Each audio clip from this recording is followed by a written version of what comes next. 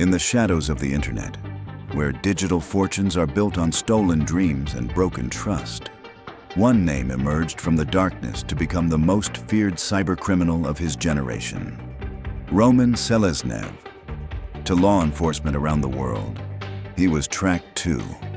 To millions of innocent victims, he was their worst nightmare made real. Today, we're diving deep into the extraordinary rise and inevitable fall of the hacker who thought he was untouchable. Picture this. You're checking your bank account on a quiet Tuesday morning, expecting to see your usual balance, when suddenly your world collapses. $0. Your life savings, gone. Your credit cards, maxed out with purchases you never made.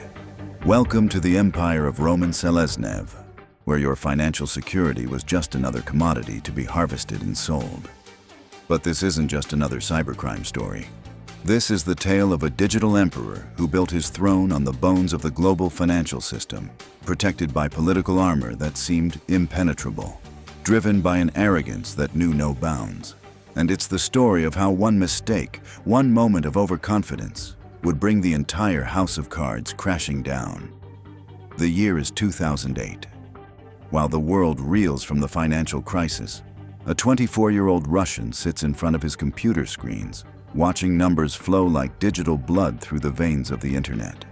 Roman Valerievich Seleznev wasn't your typical hacker. Born into privilege, raised in the corridors of power, he had every advantage life could offer. His father, Valery Seleznev, was a member of the Russian State Duma, and a powerful politician with connections that reached into the highest echelons of government. Most people with such advantages would choose a conventional path to success. Roman chose chaos. From his base of operations, Roman began weaving a web of digital destruction that would span continents and devastate lives.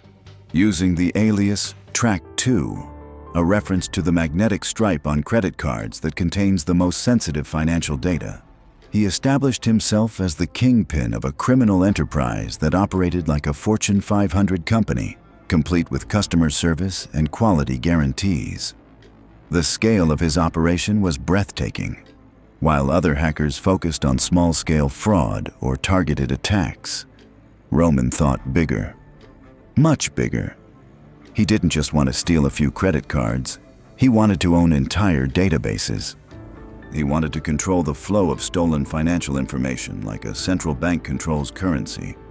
His method was elegantly simple and devastatingly effective.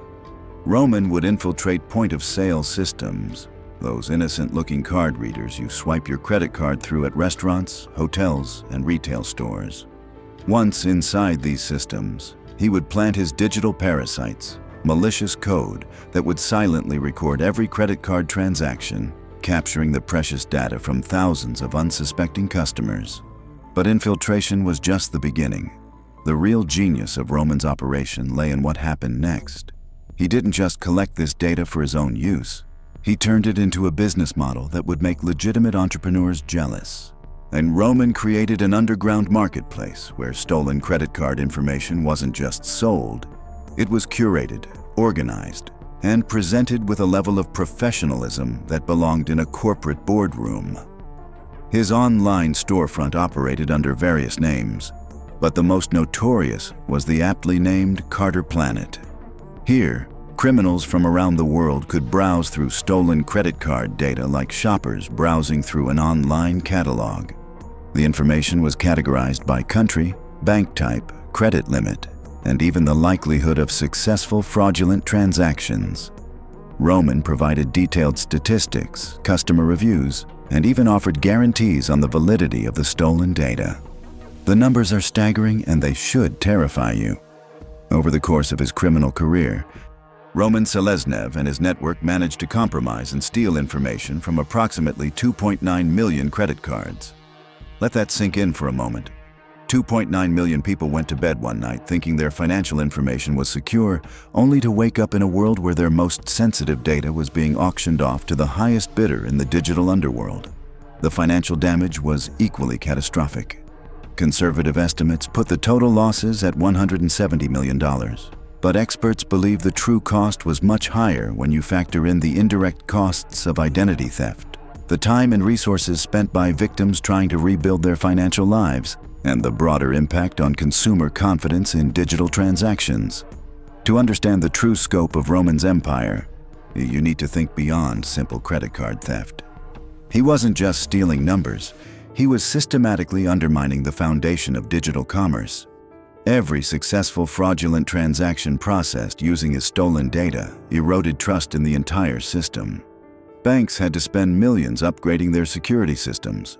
Merchants had to implement costly fraud prevention measures. Consumers began to fear using their credit cards online. Roman had essentially declared war on the global financial system, and for years, he was winning. But what truly set Roman apart from other cybercriminals wasn't just the scale of his operation. It was the armor that protected him from consequences. While hackers in other countries lived in constant fear of arrest, Roman operated with an almost supernatural confidence. He wasn't just another criminal hiding in the shadows. He was the son of Valery Seleznev, a member of the Russian State Duma, a man with direct access to the levers of power in Moscow. This wasn't just family privilege. This was geopolitical protection of the highest order. The Russian government has long maintained a complex relationship with cybercriminals operating within its borders. As long as these hackers focus their attacks on foreign targets, particularly American and Western European entities, the Kremlin has shown a remarkable tolerance for their activities. Some experts argue this tolerance goes beyond mere indifference and represents a deliberate policy of weaponizing cybercrime against perceived enemies. Roman's political connections provided him with something that money alone could never buy: protection from the FSB, Russia's Federal Security Service.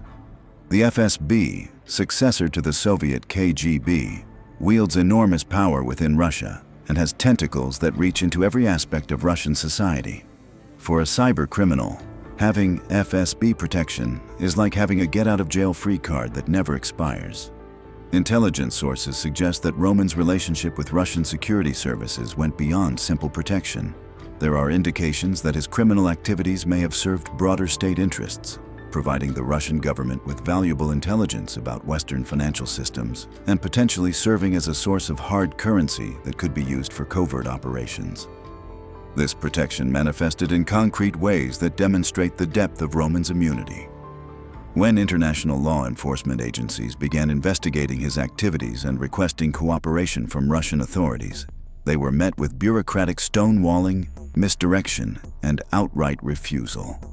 Requests for information were lost in red tape. Warrants were challenged on technical grounds. Evidence mysteriously disappeared. Meanwhile, Roman continued his operations with increasing boldness. He expanded his network, recruited new partners, and developed even more sophisticated methods of attack. He began targeting high-value financial institutions, penetrating systems that were supposed to be impregnable. His criminal organization grew from a one-man operation into a sophisticated network with dozens of associates spread across multiple countries. The FSB's protection created a perfect storm of criminal opportunity, and Roman had the technical skills to execute sophisticated cyber attacks, the political connections to avoid consequences, and the arrogance to believe he was truly untouchable. This combination would prove to be both his greatest strength and his ultimate weakness. As his criminal empire expanded and the financial damage mounted, Roman began to attract the attention of law enforcement agencies around the world. But every time international authorities tried to take action, they ran into the same wall of Russian government protection. Extradition requests were denied. Asset seizure attempts were blocked. Even basic information sharing was refused. The message from Moscow was clear. Roman Seleznev was off limits. But protection from prosecution doesn't necessarily mean protection from retaliation. As Roman's activities became more brazen and the financial damage more severe, he began to attract a different kind of attention. Criminal competitors started viewing his operation as a threat to their own activities. Foreign intelligence agencies began to take a more active interest in his movements. The game was becoming more dangerous, even for someone with FSB protection. Roman's response to these mounting pressures revealed the third defining characteristic of his criminal career, an arrogance so profound that it bordered on delusion. Rather than scaling back his operations or maintaining a lower profile, Roman doubled down on his lifestyle and his criminal activities. He began to believe his own mythology, convinced that his political connections made him truly invulnerable to any form of justice. This arrogance manifested in increasingly reckless behavior. Roman began to travel more openly, using his real name and documentation. He started flaunting his wealth, purchasing expensive cars, luxury watches, and designer clothing. He was no longer content to operate from the shadows. He wanted the world to know that he was untouchable. The pinnacle of this arrogance came in his decision to relocate to the Maldives, a chain of tropical islands in the Indian Ocean that seemed like paradise to a man who believed he was beyond the reach of international law. The Maldives represented the perfect refuge for Roman's twisted version of the American dream. Beautiful beaches, luxury resorts, and most importantly, no extradition treaty with the United States. From Roman's perspective, the move was strategically brilliant, and the Maldives had established itself as a haven for wealthy individuals seeking privacy and protection from their past. The country's banking laws were notoriously opaque. Its government was notoriously corrupt, and its location, thousands of miles from any major law enforcement hub, provided a natural barrier against potential threats. Roman established himself in the Maldives with all the trappings of legitimate wealth. He rented luxury accommodations, frequented exclusive resorts, and began to build relationships with local officials who could provide additional layers of protection. To casual observers, he appeared to be just another wealthy Russian oligarch enjoying the tropical lifestyle. But Roman's presence in the Maldives was about more than just enjoying the sun and sand. It represented the ultimate expression of his belief that he had transcended the normal rules of society. Here was a man who had caused hundreds of millions of dollars in damage, destroyed countless lives, and undermined the stability of the global financial system, now living openly in tropical paradise without a care in the world. The psychological profile of someone capable of such brazen behavior is fascinating and disturbing. Roman didn't just commit crimes, he reveled in them. He didn't just evade justice, he mocked it. His move to the Maldives was essentially a middle finger directed at every law enforcement agency that had tried and failed to bring him to justice. Intelligence analysts studying Roman's behavior during this period noted several concerning patterns.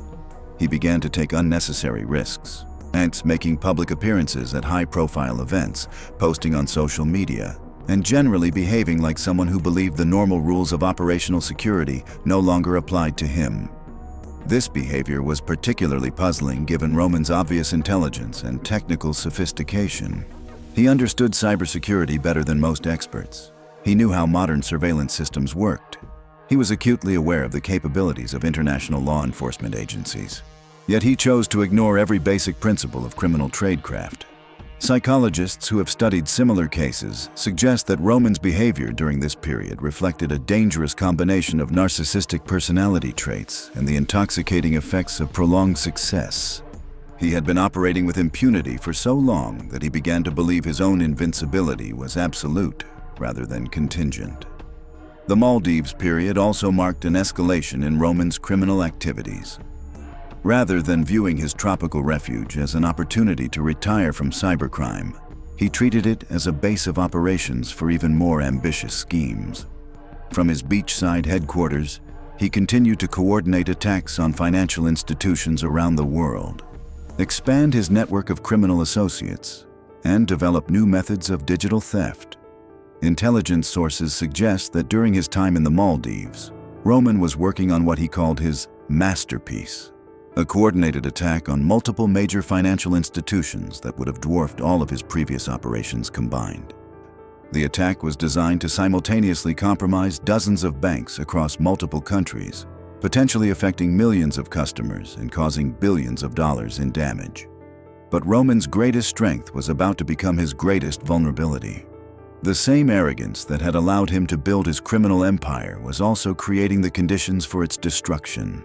Every public appearance, every luxury purchase, every moment of careless behavior was being recorded, cataloged, and analyzed by intelligence agencies around the world. Unknown to Roman, his digital footprints were beginning to form a pattern that would prove to be his undoing. Credit card transactions, travel records, hotel registrations, social media posts, even routine interactions with local businesses were all being fed into sophisticated analytical systems designed to track high-value targets. The technology that had made Roman's criminal empire possible was now being turned against him. Advanced data analytics, machine learning algorithms, and international intelligence sharing were creating a web of surveillance that even the most sophisticated criminal could not entirely escape. Meanwhile, in a nondescript office building in Washington, D.C., a Secret Service analyst named Sarah Chen was working the night shift, reviewing travel intelligence reports from various international sources. Sarah specialized in financial crimes and had been tracking Roman's activities for over 2 years. She had watched his empire grow, documented his methods, and built detailed profiles of his known associates. Sarah knew Roman's patterns better than anyone in law enforcement. She understood his psychology, his operational preferences, and his weaknesses. Most importantly, she knew that despite his FSB protection and his carefully chosen refuge, Roman remained vulnerable in one crucial way: his ego. On a quiet Thursday evening in March 2014, Sarah was reviewing routine intelligence reports when something caught her attention. Buried in a routine travel advisory from international partners was a reference to a Russian national who had recently applied for a visa extension in the Maldives. The name was Roman Valeryevich Seleznev. Sarah's pulse quickened as she cross-referenced the information with her existing files. The passport number matched. The physical description was consistent. Most importantly, the timeline aligned perfectly with intelligence, suggesting that Roman was planning something big. But this wasn't just another sighting report. This was different. The documentation included detailed travel records showing not just Roman's arrival in the Maldives, but his planned movements over the following weeks. He had booked flights to several countries, including some with extradition treaties with the United States. Sarah realized she was looking at something unprecedented: a real-time view into Roman Seleznev's future movements. For the first time since he had begun his criminal career, the most wanted cybercriminal in the world was vulnerable to capture. As she stared at the travel records displayed on her computer screen, Sarah understood that she was holding information that could change everything. Roman's arrogance had finally created an opportunity that law enforcement had been waiting for years to exploit. The cat-and-mouse game that had been playing out across continents for nearly a decade was about to enter its final phase. Roman Seleznev, the digital emperor who thought he was untouchable, was about to discover that even FSB protection and tropical paradise couldn't shield him from the consequences of his own hubris. But capturing Roman would require perfect timing, flawless coordination, and a level of operational security that matched his own. One mistake, one leaked piece of information, one moment of hesitation, and he would disappear back into the digital shadows, possibly forever. Sarah picked up her secure phone and began making calls. The hunt for Track 2 was about to begin. What happened next would become one of the most dramatic international manhunts in the history of cybercrime. A high-stakes operation that would span multiple countries, involve dozens of agencies, and ultimately test the limits of international law enforcement cooperation. The stage was set for a confrontation between the world's most arrogant cybercriminal and the full weight of international justice. Roman Seleznev had built his empire on the belief that he was beyond the reach of any law. He was about to discover just how wrong he was. But that's a story for part 2 of our investigation into the rise and fall of the digital emperor who thought he could steal from the world without consequences. Make sure to subscribe and hit that notification bell, because the next chapter of this incredible story will show you exactly how international law enforcement turned Roman's greatest strength into his ultimate weakness. The hunt for Track 2 was just beginning. Picture this. You're sipping a cocktail on a pristine beach in the Maldives when suddenly, men in Hawaiian shirts swarm the airport behind you. What looks like a vacation paradise is about to become the stage for one of the most audacious international takedowns in cybercrime history. This is the story of how American agents pulled off an impossible mission to capture Russia's most wanted hacker. And trust me, Hollywood couldn't have written it better. Welcome back to part 2 of Roman Seleznev's capture. If you missed part 1, go watch it now, because what you're about to see is the most intense 24 hours in modern cybercrime enforcement. We're talking about a mission so dangerous that it required lying to entire governments, defying air traffic control, and literally racing against time as Moscow scrambled to intervene. By the end of this video, you'll understand why this operation changed international law enforcement forever. The year is 2014, and Roman Seleznev, son of a Russian parliament member, has been living like a king in the tropical paradise of the Maldives. For months, he's been running his massive credit card fraud empire from luxury resorts, thinking he's untouchable. The FBI has been watching, waiting, planning something unprecedented. What they're about to attempt has never been done before, and if it fails, it could spark an international incident that reaches the highest levels of government. Let me paint you the scene. It's July 5th, 2014. The monsoon season is hitting the Maldives hard. Rain pounds the palm trees as tourists hurry between resorts. Roman Seleznev is preparing for what he thinks is just another routine trip. He's booked a flight to Moscow via Dubai, carrying his most precious possession, a MacBook Pro containing the digital keys to his entire criminal empire. What he doesn't know is that American agents have been tracking his every move for weeks, and they're about to spring the most elaborate trap in cybercrime history. Here's where things get absolutely wild. The American government faced an impossible problem. Russia would never extradite Seleznev through normal channels. Putin's government protects its own, especially when that person happens to be the son of a parliament member. So the Americans had to get creative. And by creative, I mean they had to basically rewrite the rules of international law enforcement. The plan they devised was brilliant in its simplicity and terrifying in its boldness. Instead of requesting extradition, which would alert the Russians and give them time to intervene, the Americans would use what lawyers call a legal fiction. They would convince the Maldivian government to expel Seleznev for immigration violations.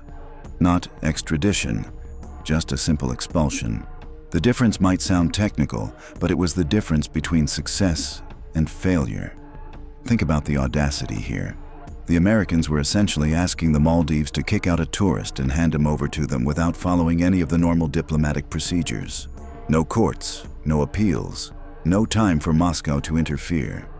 It was legal, but barely, and it required the Maldivians to trust that they wouldn't face retaliation from Russia later.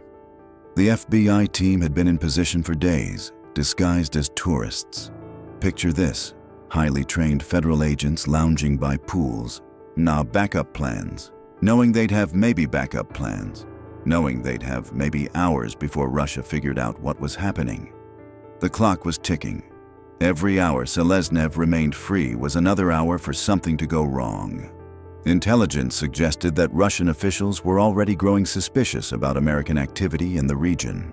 If Moscow got wind of the operation, they could pressure the Maldivian government to refuse cooperation, or worse, warn Seleznev to flee to a country with no extradition treaty. July 5th, 2014, 2:30 p.m. local time. Roman Seleznev arrives at Mail International Airport, completely unaware that his life is about to change forever. He's dressed casually. He looks relaxed, confident, untouchable. He looks relaxed, confident, untouchable. The airport terminal buzzes with typical vacation energy. Families with children, honeymooning couples, business travelers. Nobody notices the unusual number of men in Hawaiian shirts scattered throughout the departure lounge. These aren't tourists. They're FBI agents, Secret Service personnel, and local Maldivian security officers, all coordinating through nearly invisible earpieces. Agent Rodriguez, the operation commander, watches from behind sunglasses as Seleznev approaches the departure gate. The plan requires split-second timing. Too early, and they risk Seleznev's laptop encrypting itself. Too late, and he boards that plane to Dubai, where extracting him would be nearly impossible. They have one shot at this. 2:45 p.m. Seleznev settles into a waiting area chair, opens his MacBook Pro, and begins typing. This is exactly what the agents were hoping for. An unlocked, active laptop is a treasure trove of evidence. Encrypted, it becomes virtually worthless. Agent Rodriguez gives the signal, and suddenly the casual atmosphere transforms into controlled chaos. What happens next looks like something from a spy thriller. Men in Hawaiian shirts converge from different directions, moving with purpose but trying not to cause panic among civilians. Seleznev looks up from his laptop, initially confused rather than alarmed. He probably thinks there's some kind of security issue unrelated to him. Then reality hits. The lead agent approaches and flashes credentials and speaks the words that will echo through international law enforcement. Roman Seleznev, you're under arrest by order of the United States government. The blood drains from Seleznev's face as he realizes his carefully constructed world of anonymity has just collapsed. But here's where the story gets really intense. Seleznev doesn't go quietly. He immediately reaches for his laptop, knowing that closing it will trigger full disk encryption and destroy years of evidence. Agent Chen, positioned specifically for this moment, lunges forward to prevent the laptop from closing. What follows is a desperate struggle that will determine the fate of the entire case. Imagine the scene: a crowded airport terminal, tourists diving for cover, and in the middle of it all, there is a physical fight over a laptop that contains evidence of hundreds of millions of dollars in fraud. Seleznev fights like his life depends on it, because in many ways, it does. The laptop represents not just evidence against him, but potentially information that could implicate dozens of other cybercriminals worldwide. Agent Chen manages to wrestle the MacBook away, keeping it open and active. This single moment, lasting maybe 15 seconds, represents the difference between the largest cybercrime prosecution in history and a case that would have fallen apart in court. The laptop remains unlocked, its secrets exposed, its encrypted files still accessible. Security officers quickly establish a perimeter while Seleznev is handcuffed and led to a private interrogation room. Other passengers are confused, and some filming with their phones before security confiscates the devices. The airport's normal operations continue, but there's an undercurrent of tension that everyone can feel. In the interrogation room, Seleznev's demeanor shifts from shock to calculation. He's the son of a powerful Russian official, and he knows his government will move heaven and earth to get him back. He starts making demands about diplomatic immunity, threatening international consequences, claiming the Americans have no jurisdiction in Maldivian territory. What Seleznev doesn't realize is that the Americans have already solved the jurisdiction problem through their legal fiction. He's not being extradited. He's being expelled for immigration violations. The Maldivian government has agreed to put him on the next available flight. And that flight happens to be heading to the United States. But time is running out faster than anyone expected. At 3:20 p.m., Agent Rodriguez receives an encrypted message that makes his blood run cold. Russian diplomatic channels are lighting up with activity. Moscow has figured out something is happening in the Maldives. They don't know the details yet, but they're starting to make inquiries with the Maldivian Foreign Ministry. The race is now against time in the most literal sense. The Americans have a private Gulfstream jet fueled and ready on the tarmac, but they need to get Seleznev processed and airborne before Russia can apply diplomatic pressure to stop the operation.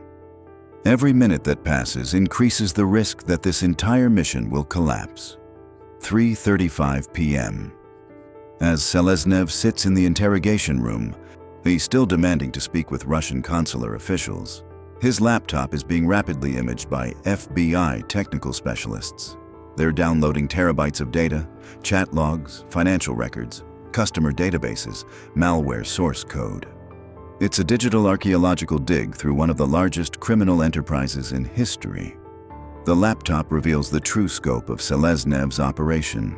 Bank account details from dozens of countries, communications with other hackers across 6 continents, evidence of credit card fraud affecting millions of victims.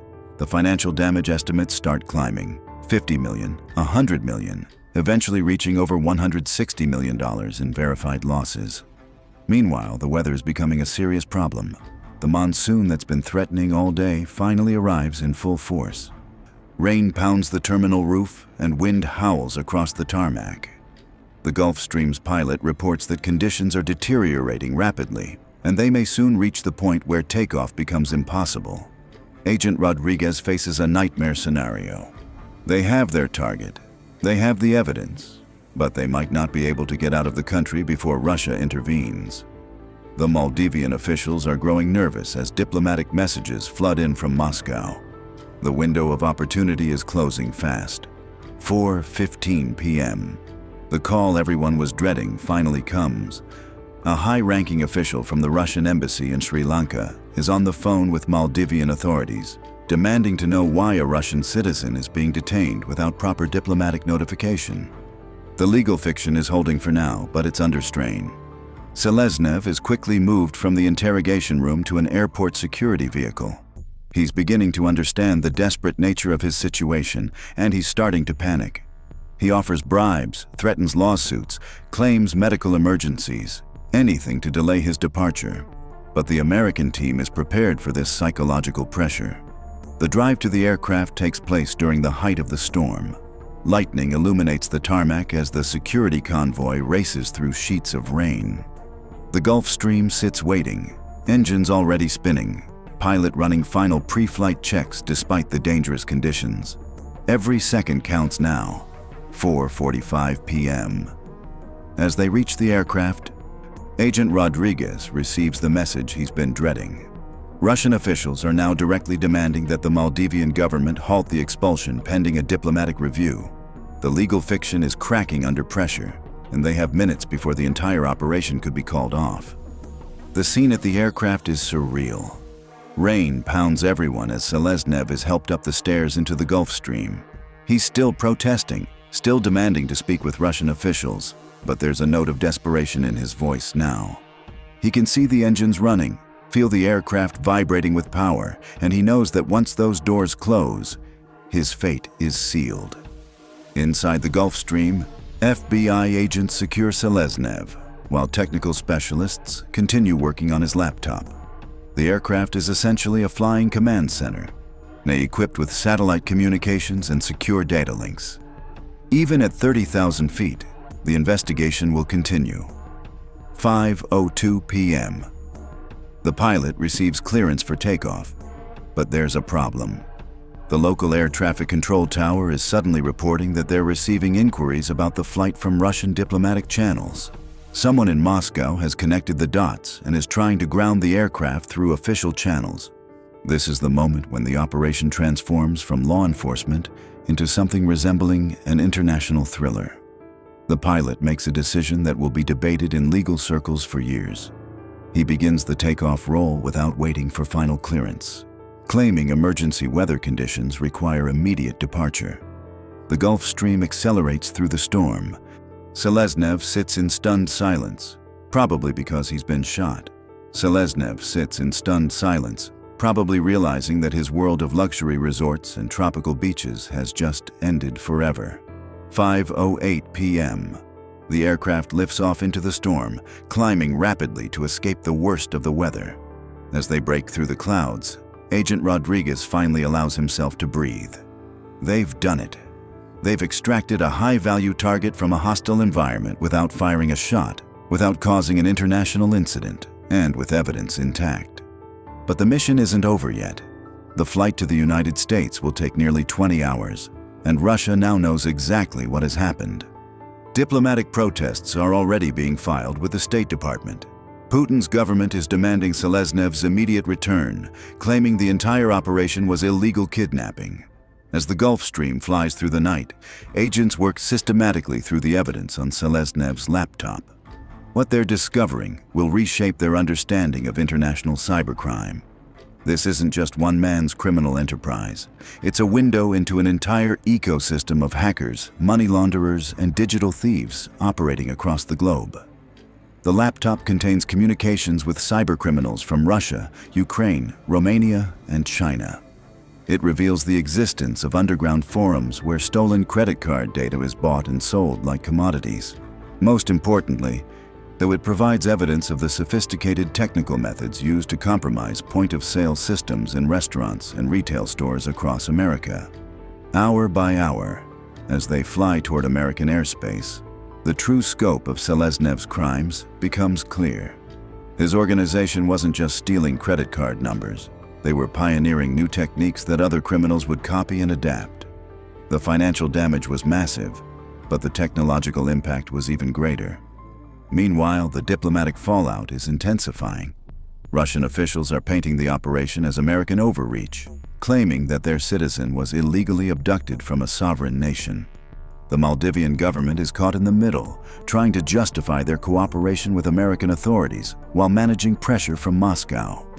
The legal fiction that made the operation possible is holding, but barely. International law experts are debating whether the United States violated sovereignty principles by using immigration expulsion to bypass normal extradition procedures. It's a gray area that will influence how similar operations are conducted in the future. As dawn breaks over the Pacific, the Gulf Stream continues its journey toward American justice. Seleznev has spent the flight in contemplative silence, probably calculating his legal options and wondering how his seemingly secure life fell apart so quickly. The agents continue processing evidence, building what will become one of the most comprehensive cybercrime prosecutions in American legal history. The operation that began with men in Hawaiian shirts at a tropical airport has become a defining moment in international law enforcement.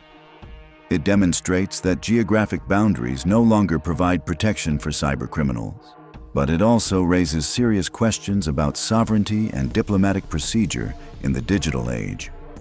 By the time the Gulf Stream touches down on American soil, Roman Seleznev's extraction has already begun influencing how governments approach international cybercrime.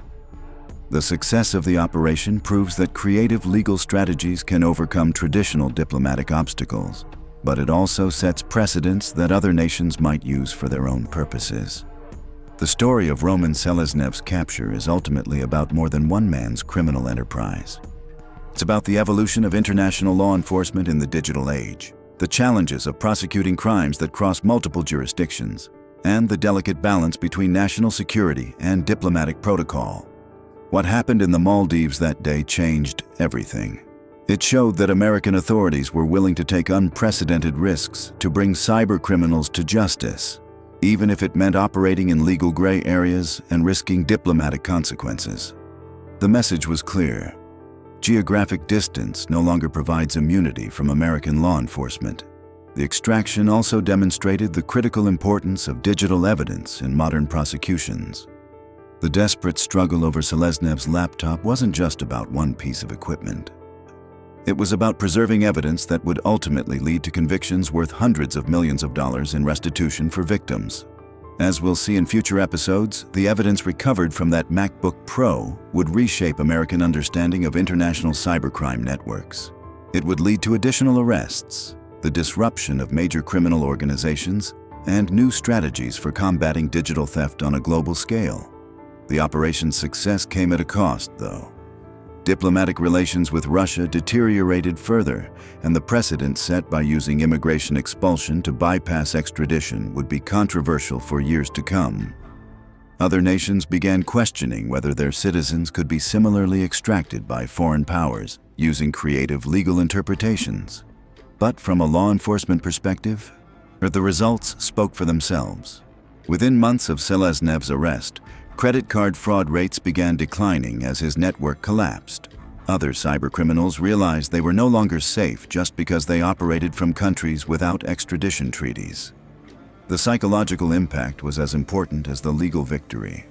The men in Hawaiian shirts who surrounded Roman Seleznev at Mail International Airport represented more than just one successful operation. They embodied a new approach to international law enforcement, one that recognizes that cybercrime doesn't respect borders, and that traditional diplomatic procedures are sometimes inadequate for modern threats. The storm they flew through that day was both literal and metaphorical. It represented the turbulent transition from old-fashioned law enforcement to the complex realities of prosecuting crimes in the digital age. The successful extraction proved that American authorities were prepared to navigate that turbulence, whatever the cost.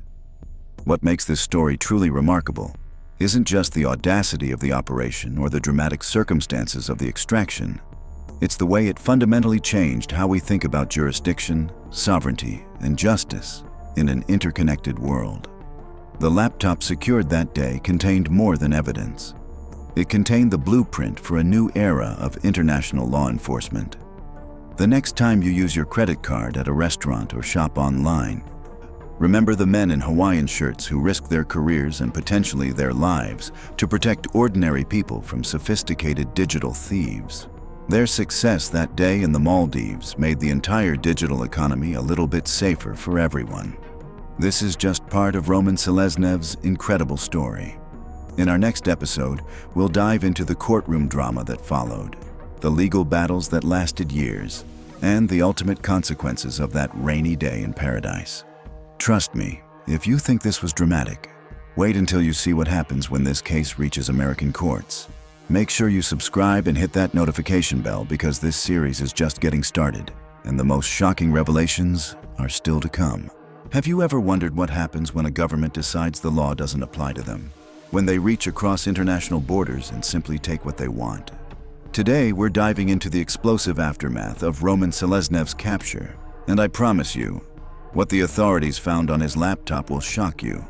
But more importantly, we need to talk about what this case means for every single one of us living in an interconnected world where governments can apparently operate without boundaries.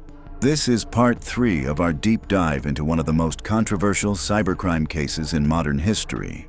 And by the end of this video, you're going to question everything you thought you knew about international law, government power, and whether the ends truly justify the means. But first, let me tell you about the treasure trove of evidence that would seal Roman's fate forever. Picture this. You're a federal prosecutor, and you've just been handed a laptop that might contain the smoking gun in one of the largest cybercrime investigations in U.S. history. The anticipation must have been incredible. What they discovered inside that machine wasn't just evidence of criminal activity. It was a window into an entire underground empire that had been operating in the shadows for years. When investigators finally cracked open Roman Seleznev's laptop, what they found was beyond their wildest expectations. Active login sessions to multiple carding forums were still running, as if Roman had been pulled away mid-conversation with his criminal associates. Think about that for a moment. This wasn't old, and stale evidence from months or years ago. These were live, active connections to the very heart of the global cybercrime ecosystem. But the real bombshell was the sheer volume of stolen financial data they uncovered. We're talking about thousands upon thousands of credit card numbers, each one representing a real person whose financial security had been compromised. Bank account details, personal identification information, and sophisticated tools for creating fraudulent cards were all neatly organized like a criminal's digital filing cabinet. The forensic analysts working on this case later described it as one of the most comprehensive collections of financial crime evidence they had ever encountered. Every folder they opened revealed new layers of criminal activity, spreadsheets tracking successful fraudulent transactions, communication logs with other cybercriminals, and detailed records of money laundering operations painted a picture of a criminal enterprise that operated with the efficiency of a Fortune 500 company. What made this evidence particularly damning wasn't just its volume, but its organization. This wasn't the chaotic digital mess of an amateur criminal. Everything was methodically cataloged, backed up, and cross-referenced. Roman had created what investigators described as a criminal database that would make legitimate businesses jealous. The level of sophistication suggested years of careful planning and execution. The laptop also contained what prosecutors called a criminal resume of sorts. Chat logs showing Roman boasting about his successful attacks, tutorials he had created for other cybercriminals, and even customer service communications where he helped buyers use the stolen financial data he was selling. The evidence painted a picture of someone who wasn't just participating in cybercrime, but actively teaching and expanding it. But here's where the story takes a truly dark turn. The evidence wasn't just about Roman's past crimes. The active forum logins suggested he was in the middle of orchestrating new attacks when he was captured. Law enforcement had literally caught him in the act, fingers still on the keyboard, digital smoking gun in hand. However, as prosecutors were celebrating their evidence windfall, a diplomatic storm was brewing that would overshadow even the most shocking revelations from that laptop. The Russian government was about to turn this criminal case into an international incident that would strain US-Russia relations for years to come. The Russian Ministry of Foreign Affairs didn't waste time with diplomatic niceties. They came out swinging with accusations that would reverberate through international legal circles for years. They called Roman's capture nothing less than state-sponsored kidnapping and demanded his immediate return to Russian soil. The language they used wasn't the typical measured diplomatic speak we're accustomed to hearing. This was raw, angry, and accusatory. From Russia's perspective, the United States had committed an act of international piracy. They argued that Roman was a Russian citizen who had been illegally seized from a third country without proper legal procedures. The fact that he had been captured in the Maldives, a country with no extradition treaty with the United States, only added fuel to their fire. Russian officials painted a picture of American law enforcement operating like international bounty hunters, disregarding sovereignty and international law whenever it suited their purposes. They questioned whether any Russian citizen was safe from American reach, no matter where they traveled in the world. The implications, they argued, were terrifying for international relations and the concept of national sovereignty. The accusations went beyond just criticism of the capture itself. Russian officials suggested this was part of a broader pattern of American overreach in cyberspace and international law enforcement. They pointed to other cases where American authorities had pursued cybercriminals across international boundaries and argued that the United States was essentially declaring itself the global police force for cybercrime. But the American response was equally forceful and unapologetic. State Department officials fired back with their own accusations, suggesting that Russia's outrage was less about legal principles and more about protecting their cybercriminal citizens.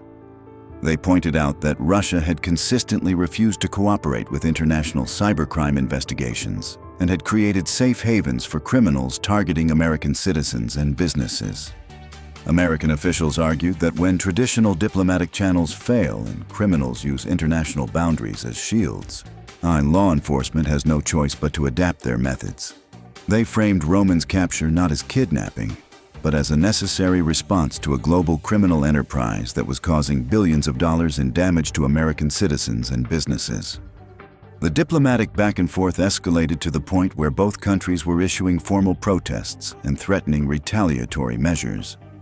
Russia began restricting cooperation on other international law enforcement matters, while the United States doubled down on its position that cybercriminals couldn't hide behind national boundaries indefinitely. What made this diplomatic war particularly intense was the broader context of US-Russia relations at the time. This wasn't happening in a vacuum. Tensions were already high over various geopolitical issues, and the Seleznev case became another flashpoint in an increasingly strained relationship between two nuclear powers. International legal experts found themselves divided on the issue. Some argued that the United States had indeed overstepped legal boundaries and set a dangerous precedent for international relations. Others contended that traditional legal frameworks were inadequate for dealing with transnational cybercrime, and that innovative approaches were necessary. The debate raged in academic circles, diplomatic forums, and international law journals. Was this a legitimate evolution of law enforcement in the digital age? Or was it a dangerous departure from established international legal principles? The question remains hotly debated to this day. But while diplomats argued and legal scholars debated, Roman Seleznev's fate was being decided in a Seattle courtroom where the evidence from that laptop would determine whether he would spend the rest of his life behind bars. The trial of Roman Seleznev in Seattle became one of the most closely watched cybercrime prosecutions in American legal history. The courthouse was packed with reporters, legal observers, and cybersecurity experts eager to see how this unprecedented case would unfold. The stakes couldn't have been higher, both for Roman personally and for the broader implications it would have on international cybercrime enforcement. The prosecution came prepared with an overwhelming arsenal of evidence. That laptop we talked about earlier became the star witness in the case. Prosecutors methodically walked the jury through each piece of digital evidence, painting a picture of a criminal enterprise that had operated with impunity for years, causing devastating financial harm to thousands of innocent victims. The numbers presented in court were staggering.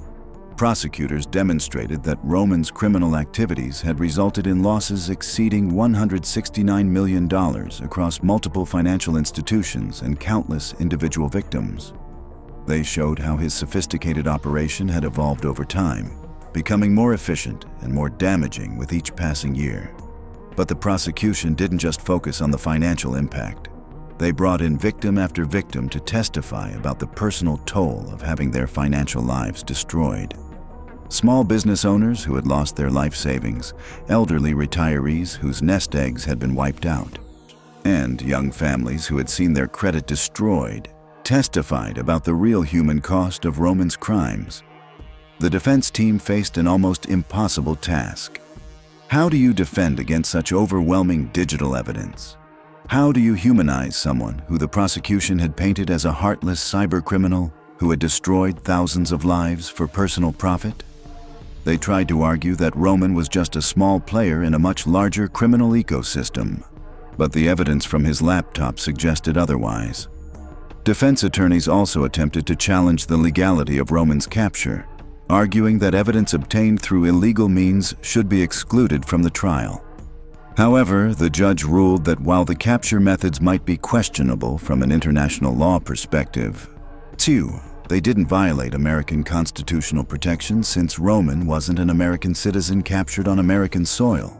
The trial lasted several weeks, with expert witnesses explaining the technical aspects of Roman's crimes to a jury of ordinary citizens who had to grapple with complex concepts of cybercrime, international banking, and digital forensics. The prosecution's case was methodical and devastating, building layer upon layer of evidence that seemed impossible to refute. When the verdict came down, it surprised no one who had followed the trial closely.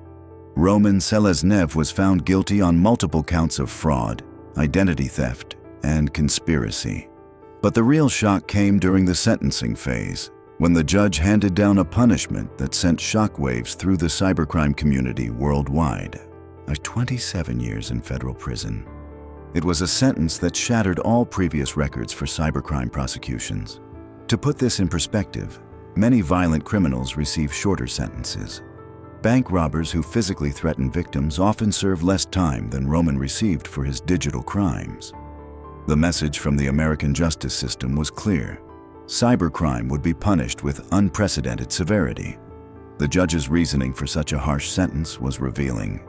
She noted that Roman had shown no remorse for his crimes and had continued his criminal activities even after becoming aware that law enforcement was investigating him. She emphasized the vast scale of the financial damage and the thousands of victims whose lives had been disrupted by his actions. But the sentence also reflected a broader shift in how the American legal system was approaching cybercrime. Prosecutors and judges were increasingly recognizing that digital crimes could cause damage on a scale that traditional criminals could never achieve. The interconnected nature of our financial systems meant that a single cybercriminal could impact more victims in a day than a traditional criminal could harm in a lifetime. The 27-year sentence sent ripples throughout the international cybercrime community. Online forums buzzed with discussions about whether the United States was becoming too aggressive in its pursuit of cybercriminals. Some criminals began avoiding any activities that might bring them to American attention, while others doubled down on their efforts to remain hidden. Russian officials used the sentence as further evidence of what they called American legal overreach. They argued that the punishment was disproportionate and reflected an American justice system that was more interested in making examples than ensuring fair punishment. They renewed their calls for Roman's repatriation and continued to describe his entire prosecution as illegitimate. But American officials defended the sentence as appropriate given the scope and impact of Roman's crimes. They argued that cybercriminals needed to understand that their actions would have severe consequences, and that hiding behind international boundaries wouldn't protect them from American justice indefinitely. The sentence also raised interesting questions about the relationship between digital crimes and traditional criminal justice principles. How do you calculate appropriate punishment for crimes that exist primarily in cyberspace? How do you weigh the harm caused by financial theft against the harm caused by violent crime? These questions continue to challenge legal systems worldwide as cybercrime becomes increasingly prevalent. International legal experts noted that the Seleznev case was likely to influence cybercrime prosecutions in other countries as well. The precedent set by both the capture method and the severe sentence would undoubtedly be cited in future cases, potentially reshaping how the international community approaches transnational cybercrime. But beyond the legal precedents and diplomatic implications, the Seleznev case raises fundamental questions about the limits of government power in our increasingly connected world. These are questions that every citizen needs to grapple with, because the answers will determine what kind of world we're building for future generations. This brings us to the heart of the matter, the ethical dilemma that makes the Seleznev case so fascinating and so troubling at the same time. Was the capture of Roman Seleznev a brilliant example of adaptive law enforcement in the digital age? Or was it a dangerous precedent that threatens the very foundations of international law and national sovereignty? Let's examine the arguments on both sides, because this isn't a simple case of good versus evil. The issues involved are complex, nuanced, and have far-reaching implications for how we balance security with freedom, justice with sovereignty, and effectiveness with legality in our modern world. Supporters of the operation argue that traditional law enforcement methods were completely inadequate for dealing with the scope and scale of Roman's criminal enterprise. They point out that diplomatic channels had been exhausted, that Russia had consistently refused to cooperate with cybercrime investigations, and that millions of American citizens were being victimized while bureaucrats debated jurisdiction and procedure. From this perspective, the capture was a necessary evolution in law enforcement methodology. Cybercriminals were using international boundaries as shields, operating with impunity while causing real harm to real people. The global nature of cybercrime demands global solutions. And sometimes that means law enforcement agencies have to think creatively about how to bring criminals to justice. Proponents also argue that the results speak for themselves. Roman was convicted based on overwhelming evidence, received a sentence proportionate to his crimes, and his criminal enterprise was permanently dismantled. Thousands of potential future victims were protected, and other cyber criminals received a clear message that international boundaries wouldn't protect them from consequences. They contend that in an interconnected world where criminals can cause billions of dollars in damage from anywhere on the planet, law enforcement agencies need the flexibility to respond effectively. The alternative, they argue, is to essentially grant immunity to any criminal clever enough to operate from a non-cooperative jurisdiction. But critics of the operation raise equally compelling concerns about the precedent this sets for international relations and the rule of law. They argue that allowing any country to unilaterally capture foreign nationals from third countries effectively destroys the entire framework of international law and diplomatic relations. From this perspective, the Seleznev capture represents a dangerous slide toward a world where powerful countries can simply ignore international law whenever it becomes inconvenient. They point out that while the United States might use these tactics to pursue cybercriminals today, there's nothing to prevent other countries from using similar methods to pursue individuals America might want to protect.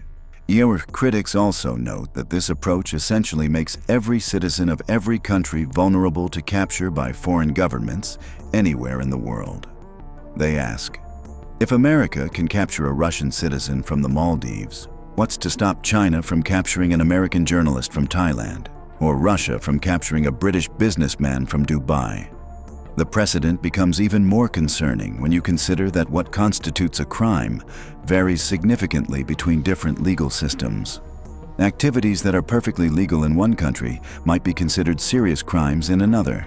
If every country adopts the American approach of unilateral international captures, the result could be chaos in international relations. Legal scholars have pointed out that this approach fundamentally undermines the concept of national sovereignty that has been the bedrock of international relations for centuries. They argue that while cybercrime is indeed a serious problem requiring international cooperation, the solution can't be to abandon the legal frameworks that prevent international anarchy. There's also the question of consistency and proportionality. Critics note that the United States doesn't pursue this aggressive approach against cybercriminals from allied nations or countries with strong diplomatic relationships. This selective application of extraterritorial law enforcement raises questions about whether justice or geopolitical advantage is the primary motivation. The broader implications become even more troubling when you consider the potential for mission creep. If unilateral captures are acceptable for cybercrime, what about tax evasion, corporate espionage, political dissidence? Where exactly do we draw the line? And who gets to decide where that line is drawn? Some international relations experts have suggested that the Seleznev case represents a fundamental shift in how powerful nations approach sovereignty in the digital age. They argue that traditional concepts of territorial sovereignty are becoming obsolete when criminals can cause massive damage across international boundaries with the click of a mouse. But others contend that abandoning established legal frameworks in favor of might-makes-right approaches will ultimately create more problems than it solves. They point to the diplomatic fallout from the Seleznev case as evidence that these methods damage international cooperation in the long run. The ethical questions become even more complex when you consider the victims involved. On one side, you have thousands of people whose financial lives were destroyed by Roman's crimes, people who deserve justice and protection from their government. On the other side, you have concerns about maintaining a stable international legal order that protects everyone's rights and freedoms. Is it morally acceptable to bend or break international law to protect victims of cybercrime? Or does protecting the rule of law take precedence, even when it means some criminals might escape justice? These aren't easy questions, and reasonable people can disagree on the answers. The timing of these questions couldn't be more relevant. As cyber attacks become more sophisticated and more damaging, governments worldwide are grappling with how to respond effectively while maintaining respect for international law and human rights. The approaches they choose will shape the kind of world we live in for decades to come. What makes this particularly challenging is that there are valid arguments on both sides. The victims of cybercrime deserve protection and justice. International criminal enterprises can't be allowed to operate with impunity simply because they're clever about jurisdictional boundaries. But at the same time, we can't abandon the legal principles that prevent international chaos and protect individual rights. The question isn't just about Roman Seleznev or even about cybercrime specifically.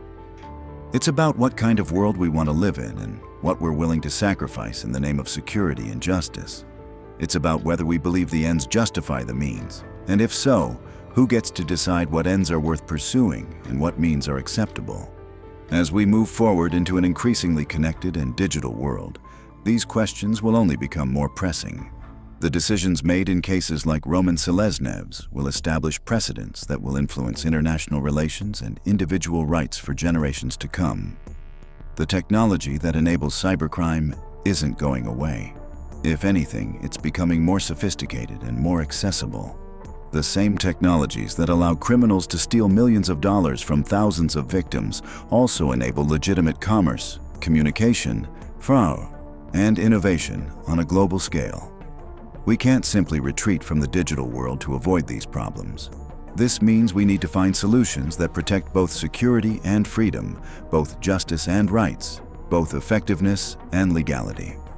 The Seleznev case shows us what happens when these values come into conflict, and it challenges us to think carefully about how we want to balance them going forward. The story of Roman Seleznev's capture, prosecution, and sentencing is ultimately a mirror that reflects our own values and priorities as a society. It forces us to confront uncomfortable questions about power, justice, and the rule of law in the 21st century. Some will see the Seleznev operation as a necessary and justified response to a global criminal enterprise that was causing massive harm to innocent people. Others will see it as a dangerous precedent that undermines international law and individual rights. Both perspectives contain important truths that we ignore at our peril. What's clear is that the questions raised by this case won't be resolved easily or quickly. They require careful thought, broad discussion, and ultimately difficult decisions about what kind of world we want to build and live in. As we conclude this examination of the Seleznev case fallout, I want you to consider this question. In our interconnected digital world, where criminals can cause massive harm across international boundaries with the click of a button, how far should governments be allowed to go in pursuing justice? Should the severity of the crime justify bending or breaking international law? Or are there some principles so fundamental that they must be preserved, even when it means some criminals might escape consequences? These aren't abstract academic questions.